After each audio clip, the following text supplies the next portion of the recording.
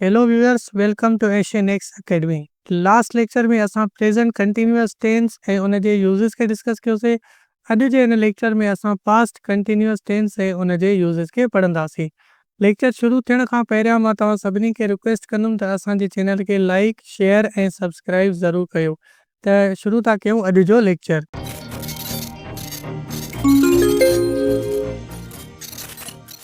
सभ खां पहिरियां पास्ट कंटिन्यूअस जो इंट्रोडक्शन था ॾिसूं। हाणे पास्ट कंटिन्यूअस खे पास्ट प्रोग्रेसिव टेंस बि चयो वेंदो आहे। लास्ट लेक्चर में बि असां डिस्कस कयो होसीं त ही प्रोग्रेसिव जेको वर्ड आहे इहो मोस्टली इस्तेमालु थींदो आहे अमेरिकन इंग्लिश में, ऐं कंटिन्यूअस वारो जेको वर्ड आहे इहो इस्तेमालु थींदो आहे ब्रिटिश इंग्लिश में। हिन जी डेफिनेशन खे असां जेकॾहिं पढ़ूं त चए थो past continuous tense describes actions और events that were happening at the specific moment in the past, यानी कि continuity of an action in past. यानी मतलब कोई भी एक्शन पास्ट में जारी हुजे, प्रेजेंट में न, पास्ट में जारी हुजे कोई भी एक्शन, त उनखे असां ज़ाहिर कंदा आहियूं पास्ट कंटिन्यूअस टेंस सां। हाणे उहो एक्शन कंटिन्यू आहे, जारी आहे, असां उन जे ख़त्म थियण ऐं न थियण जी ॻाल्हि नथा कयूं। थी सघे थो उहो फिनिश्ड थिए, ख़त्म थिए, या थी सघे थो उहो फिनिश न थियो हुजे। इहा पॉइंट तव्हांखे ज़हन में रखणी आहे त पास्ट कंटिन्यूअस टेंस जो इस्तेमालु थींदो आहे कोई बि अहिड़ो एक्शन ॿुधाइण लाइ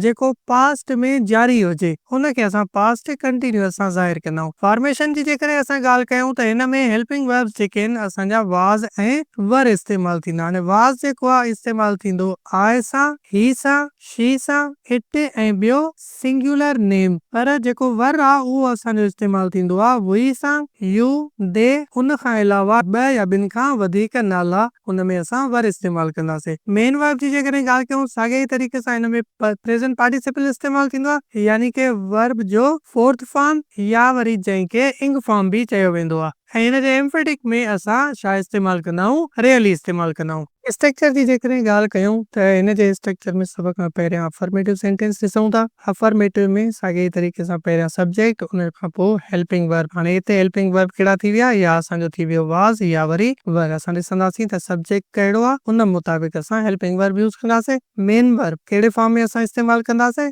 इंग फॉर्म में इस्तेमालु कंदासीं। ऐं उन खां बाद में रेस्ट ऑफ द सेंटेंस यानी कि ऑब्जेक्ट, एडवर्ब या कॉम्प्लीमेंट अची सघनि था। एग्जांपल ॾिसो, लिखियल आहे I was reading a book, मां हिकु किताब पढ़ी रहियो हुयुसि। हाणे पास्ट में किताब पढ़ण वारो जेको एक्शन आहे उहो जारी हुयो। Subject, helping verb, main verb ऐं बुक असांजो थी वियो ऑब्जेक्ट। सेकंड सेंटेंस ॾिसूं था, चए थो they were playing cricket. Subject, helping verb, असांजो वर लॻंदो छो त दे आहे, उन खां बाद में मेन वर्ब प्ले ऐं ऑब्जेक्ट क्रिकेट। नेगेटिव सेंटेंस जेकॾहिं ॾिसूं त हाणे हिन में नॉट असां लॻाईंदासीं हेल्पिंग वर्ब ऐं मेन वर्ब जे विच में। असां प्रेजेंट कंटिन्यूअस में बि इन शइ खे डिस्कस कयो होसीं। I was not going to school. हाणे असांजो सब्जेक्ट, हेल्पिंग वर्ब ऐं जेको मेन वर्ब आहे उते असां नॉट लॻायो आहे। सेकंड सेंटेंस ॾिसूं था असां, they were not working on the project. उहे प्रोजेक्ट ते कमु न करे रहिया हुआ। Subject, helping verb, not and main verb etcetera. त ही हुनजो अफर्मेटिव ऐं नेगेटिव जो स्ट्रक्चर आहे।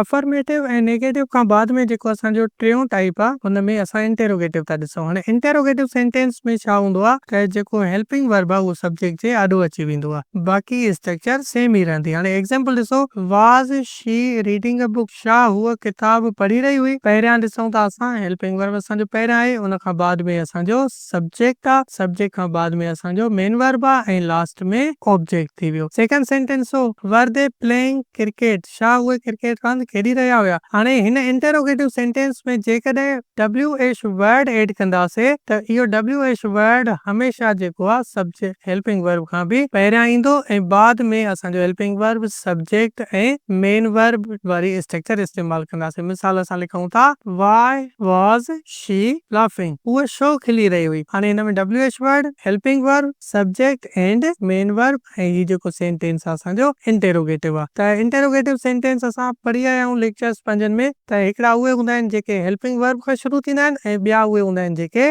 WH वर्ड खां शुरू थींदा आहिनि। त ॿिन्ही जो स्ट्रक्चर कुझु इन तरीक़े सां असां अप्लाई कंदा आहियूं पंहिंजनि सेंटेंसिस में। हाणे असां पास्ट कंटिन्यूअस जी यूज़ेज खे ॾिसूं था त हिन टेंस के असां किथे किथे इस्तेमाल करे सघूं था। हाणे पहिरीं जेका हिन जी यूसेज आहे हुन में लिखियलु आहे to show an action in progress at a specific time in the past. Past में कोई भी एक्शन जारी हुजे त उनखे असां पास्ट कंटिन्यूअस सां ज़ाहिर कंदा आहियूं। असां इहा शइ लास्ट स्लाइड्स में भी डिस्कस कईसीं। हाणे स्पेसिफिक टाइम मतलब कॾहिं असां पास्ट में टाइम खे शो कंदा आहियूं, कॾहिं असां शो न कंदा आहियूं। मिसाल हाणे हिते असां लिखूं था I was reading a book, मां हिकु किताब पढ़ी रहियो हुयसि। हाणे हिते कहिड़े टाइम में किताब पढ़ी रहियो हुयमि, टाइम वाज़े न आहे, पर टाइम स्पेसिफाई जेकॾहिं करिणो आहे त हाणे असां हेठे एग्जांपल खे था ॾिसूं। चए थो एट 8 PM लास्ट नाइट, यानी कि गुज़िरियल राति 8 वॻे I was studying for the exams, मां एग्जाम जी तैयारी करे रहियो हुयुसि। त ही पास्ट में टाइम खे स्पेसिफाई करणो आहे। सेकंड सेंटेंस ॾिसो, चए थो द बेबी वॉज क्राइंग। हाणे हिन में वरी टाइम स्पेसिफिक न आहे त ही कहिड़े टाइम जी असां ॻाल्हि था कयूं, सिर्फ़ इहो आहे त पास्ट में जेको क्राइंग वारो एक्शन हुयो उहो कंटिन्यू हुयो। सेकंड यूसेज ॾिसूं, चए थो to show two actions happening simultaneously in the past। Past में ॿ एक्शन हिक मनो या लगातार जेके थियनि उनखे असां पास्ट कंटिन्यूअस सां शो था कयूं। एग्जांपल ॾिसो, वाइल आई वॉज राइटिंग, जॾहिं मां लिखी रहियो हुयुसि, माय ब्रदर वॉज क्लीनिंग हिज रूम, मुंहिंजो भाउ पंहिंजो कमरो साफ़ करे रहियो। हाणे पास्ट में ॿ एक्शन्स था थियनि, ॿई एक्शन्स जेके आहिनि कंटिन्यू आहिनि। जॾहिं मां लिखी रहियो हुयुमि उन ई वक़्तु मुंहिंजो ब्रदर क्लीनिंग करे रहियो। या वरी असां चऊं था the sun was shining and the birds were chirping. हाणे पास्ट में ॿ एक्शन्स थिया आहिनि, सन जी शाइनिंग ऐं बर्ड्स जी चिरपिंग। ही ॿई एक्शन्स हिक ई टाइम थिया आहिनि, त असां ॿिन्ही खे ॾिसो पास्ट कंटिन्यूअस सां ज़ाहिर कयो आहे। त पहिरियां हिन जा ॿ यूज़िस इहे आहिनि। पहिरियों इहो आहे त कोई बि एक्शन पास्ट में कंटिन्यू हुजे त असां हुनखे पास्ट कंटिन्यूअस सां ज़ाहिर कंदासीं। ॿियो इहो त जॾहिं ॿ एक्शन्स पास्ट में हिक ई वक़्तु हलंदा हुजनि त उनखे बि पास्ट कंटिन्यूअस सां ज़ाहिर करे सघे थो। टियों ऐं सभ खां इम्पोर्टेंट जेको यूज़ आहे हिन जो, उहो आहे to describe an action that was interrupted by another. Suppose past में हिकिड़ो एक्शन हली रहियो आहे, हाणे उन हलंदड़ एक्शन जे दौरान हिकिड़ो ॿियो एक्शन थियो आहे, त हाणे इहे पास्ट में असांजा ॿ एक्शन्स थिया। त हाणे अगरि पास्ट में हिकिड़ो एक्शन थी रहियो हुजे, उन हलंदड़ एक्शन जे दौरान हिकिड़ो ॿियो एक्शन थिए, त असां हिन ॿिन्ही एक्शन्स खे कीअं ज़ाहिर कंदासीं। असां हिनखे एग्जांपल सां सम्झूं था। हाणे हिते जे I was taking a shower when the phone ring. हाणे हिन सेंटेंस में ॾिसो घणा क्लासेस आहिनि, असांजा 2 क्लासेस आहिनि। पहिरियों आहे आई वॉज टेकिंग अ शावर, ॿियो क्लास आहे असांजो व्हेन द फोन रिंग। हाणे हिन में ॾिसो पहिरियां एक्शन कहिड़ो थी रहियो आहे, पहिरियां एक्शन थी वियो आहे शावर जी टेकिंग जो। त ही जेको पहिरियां एक्शन थी वियो आहे इन खे असां प्रीवियस एक्शन चवंदासीं, ऐं जेको बाद में एक्शन थियो आहे इन खे असां सबसीक्वेंट एक्शन चवंदासीं। हाणे जेको प्रीवियस एक्शन हूंदो आहे उनखे हमेशा लिखियो वेंदो आहे पास्ट कंटिन्यूअस सां, ऐं जेको सबसीक्वेंट एक्शन थियो उनखे असां लिखंदासीं पास्ट सिंपल सां। हाणे हिन जी सीक्वेंस ॾिसो, पहिरियां असां पास्ट कंटिन्यूअस लिखियो आहे, बाद में पास्ट सिंपल। हिन जी सीक्वेंस रिवर्स भी थी सघे थी, पहिरियां तव्हां पास्ट सिंपल लिखो, बाद में पास्ट कंटिन्यूअस। लेट्स से असां हिनखे ईअं था लिखूं when the phone ring I was taking a shower. फर्क़ु इहो आहे त जॾहिं पहिरियां असांजो सबऑर्डिनेट क्लास अची वियो त हिन ॿिए क्लास शुरू थियण खां पहिरियां असां कामा ॾींदासीं। पर जेकॾहिं असां पहिरियां पास्ट सिंपल था लिखूं त हिते विच में असांजो सबऑर्डिनेट क्लास अची वियो आहे, हिन सेंस में कामा जी काई बि ज़रूरत न आहे। त हाणे पास्ट में ॾिसो 2 एक्शन्स थिया आहिनि। सभ खां पहिरियां जेको एक्शन थियो आहे असां हुनखे था लिखूं पास्ट कंटिन्यूअस सां, ऐं बाद वारे एक्शन खे असां लिखियोसीं पास्ट सिंपल सां। ॿियो सेंटेंस था ॾिसूं, when my mother called her my sister was doing हिज होमवर्क। हाणे हिन सेंटेंस में ॾिसो 2 क्लास आहिनि। चए थो when my mother called her my sister was doing homework, यानी कि जॾहिं मुंहिंजी माउ हुनखे सॾु कयो, मुंहिंजी भेण पंहिंजो कमु करे रही हुई। पहिरियां कहिड़ो एक्शन थियो आहे, पहिरियां होमवर्क वारो एक्शन थियो आहे। त ही असांजो जेको आहे उहो प्रीवियस एक्शन आहे, ऐं बाद में सॾु करण वारो जेको एक्शन आहे उहो असांजो सबसीक्वेंट एक्शन आहे। त प्रीवियस एक्शन खे असां पास्ट कंटिन्यूअस में लिखियोसीं, ऐं सबसीक्वेंट में असां पास्ट सिंपल सां लिखियोसीं। हाणे हिन सेंटेंस खे जेकॾहिं असां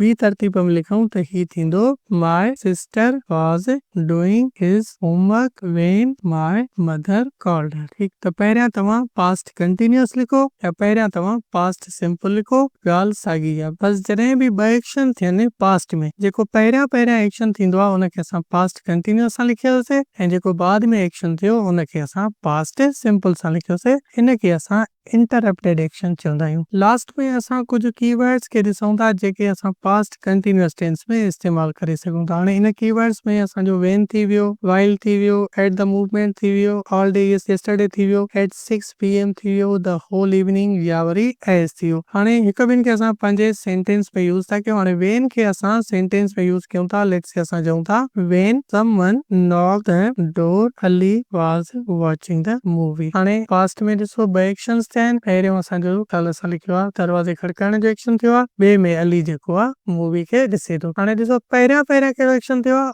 मूवी खे ॾिसण वारो, ऐं बाद में कहिड़ो एक्शन थियो आहे, दरवाज़े जे खड़काइण वारो। त जेको पहिरियां एक्शन थियो आहे असां हुनखे पास्ट कंटिन्यूअस में लिखियो ऐं बाद वारे एक्शन खे पास्ट सिंपल में लिखियो। हाणे वाइल खे जेकॾहिं इस्तेमाल कयूं सपोज थींदो my sister was cooking food while I was setting the table. मुंहिंजी सिस्टर खाधो पचाए रही हुई जॾहिं त मां टेबल सेट करे रहियो हुयुसि। पास्ट में थिया आहिनि एक्शन ॿई हिकिड़े ई वक़्तु थिया आहिनि, त हिनखे असां साइमल्टेनियस एक्शन चवंदासीं। हुन खां अलावा एट द मूवमेंट आहे, ऑल डे यस्टरडे आहे, एट 6 PM आहे, द होल इवनिंग आहे या वरी एज आहे। हाणे तव्हां हिननि कीवर्ड्स ते पंहिंजे तरफ़ खां कुझु सेंटेंसेस ठाहे प्रैक्टिस कयो या वरी तव्हां ही सेंटेंसेस कमेंट सेक्शन में लिखी सघो था। असां चेक करे तव्हांखे हुनजो फीडबैक ॾींदासीं। ही हुयो अॼु जो लेक्चर जंहिंमें असां पास्ट कंटिन्यूअस ऐं उनजे यूज़ेस खे डिस्कस कयोसीं। नेक्स्ट लेक्चर में असां फ्यूचर कंटिन्यूअस ऐं उनजे यूज़ेस खे पढ़ंदासीं। Thank you for watching. अल्लाह हाफ़िज़।